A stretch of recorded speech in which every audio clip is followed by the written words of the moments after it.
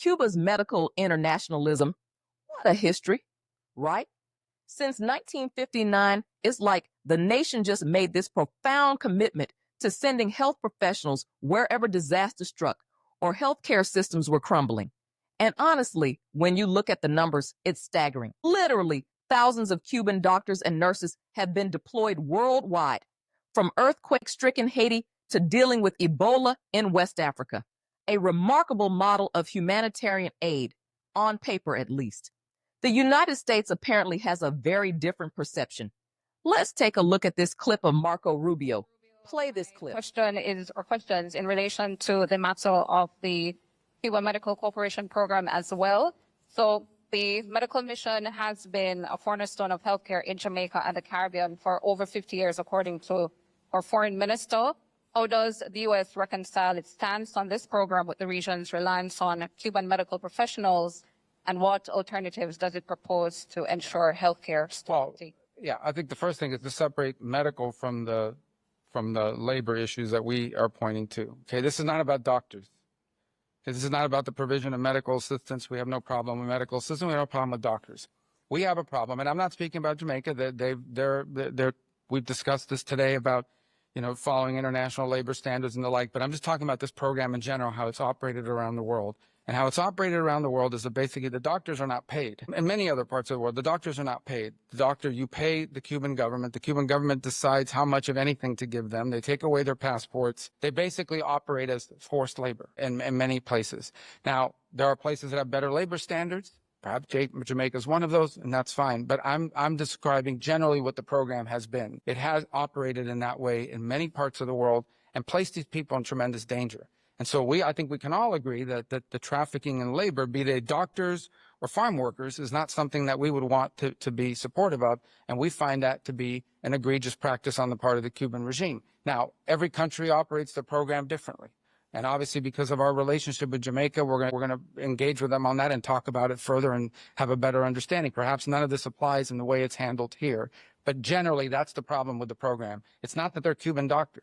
It's that the regime does not pay these doctors, takes away their passports, and basically it is, in many ways, forced labor. And that we cannot be in support of. Again, not speaking about here in particular, but in general about the program. Now, here's where it gets tricky. The United States, with Senator Marco Rubio leading the charge, has been framing a really different narrative. Rubio has outright labeled these medical missions as a form of human trafficking. Think about that for a second. A Cuban doctor relocating to, say, Jamaica or Angola for healthcare work is being painted as a victim of exploitation. The claims are centered on the idea that Cuba profits heavily while allegedly controlling the incomes and movements of these professionals. It's a deeply polarizing assertion. For me, as someone who's worked on international health initiatives, it's hard not to compare. I remember back in the early 2000s joining a team responding to a rural health crisis. Totally different circumstances, of course, but I'll never forget the ethical dilemmas we faced, like assessing fairness versus urgency. And that's the thing with Cuban missions as well.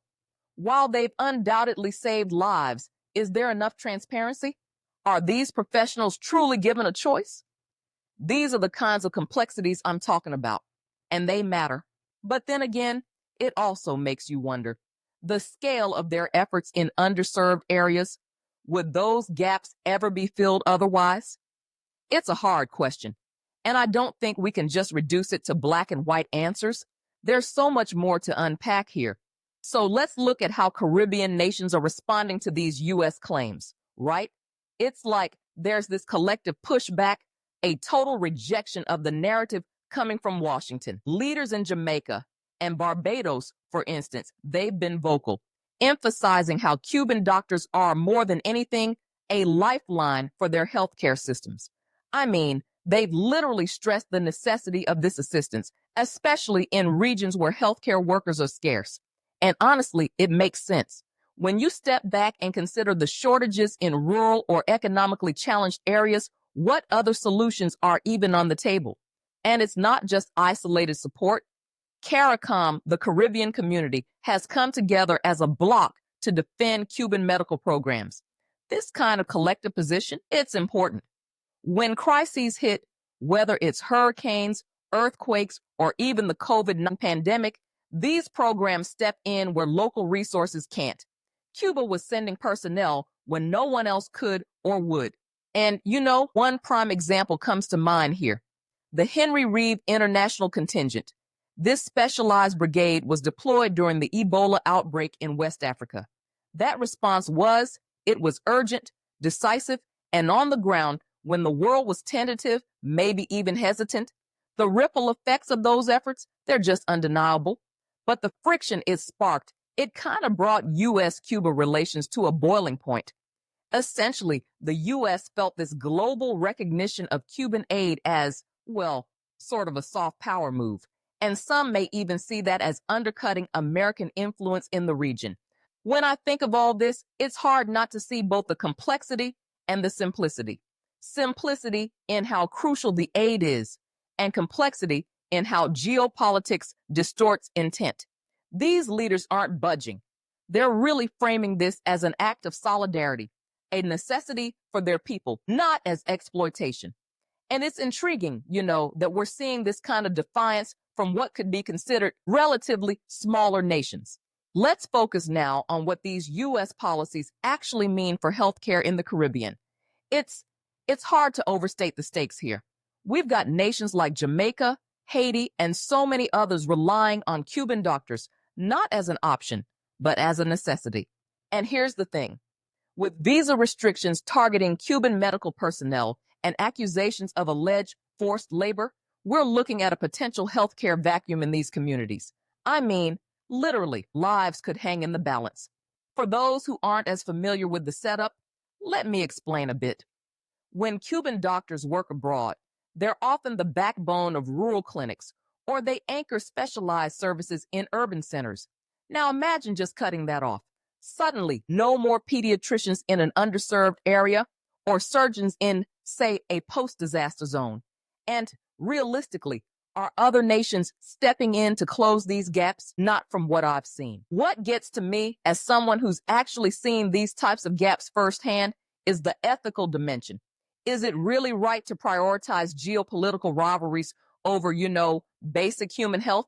I mean, on one hand, yes, if exploitation is happening, that's critical to address. But at the same time, the immediate cost, and by cost, I mean human suffering that's staring us right in the face. And then there's this issue of dependency. Some critics argue that, relying on Cuban medical missions creates these cycles where local health systems don't develop their own capacity. But here's the flip side to that.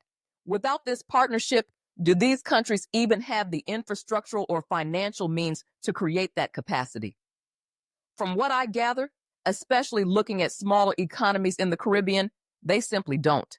And honestly, the U.S. isn't offering viable alternatives either. At the end of the day, this isn't just about policy or politics. It's about people. The kids needing vaccines, the elderly requiring surgeries, the countless lives touched by access to what should be a basic right. And for me, it begs the question, aren't we supposed to be fighting for those who don't have voices? I mean, isn't health itself a universal right? And with that, we bring today's conversation to a close. First off, I just want to take a moment to thank each and every one of you for tuning in. Your support, your curiosity, your engagement, it's what keeps this space alive. And honestly, it means more than I can even put into words. So, thank you. If today's episode resonated with you, if it sparked questions or gave you new perspectives, I encourage you to drop a comment, share it with someone who might benefit, and let's keep this discussion going. We're on all major social platforms, so go ahead, give us a follow, join the conversation, and tell us what topics you'd like to see us tackle in upcoming episodes. And hey, don't forget to sign up for our email newsletter. It's the best way to stay connected, to get exclusive insights, and to make sure you never miss an update. Just visit the Real 411 online. You'll find all the details there. Now, if you're someone who believes in the power of independent media, the kind that actually digs deeper and dares to, let's be honest, tell the truth, then please consider supporting us further. We're on Substack, fan base, and we offer free and paid subscriptions. It's through your support that we're able to continue producing content that informs, that empowers, and hopefully sparks the kind of real conversations this world so desperately needs. So, as we wrap this up, just remember, the story is never just the headline. Life, politics, health, it's all layered and it's all connected. Stay informed, stay bold, and most importantly, stay real. Until next time, this is Dr. Chelsea McGee, signing off.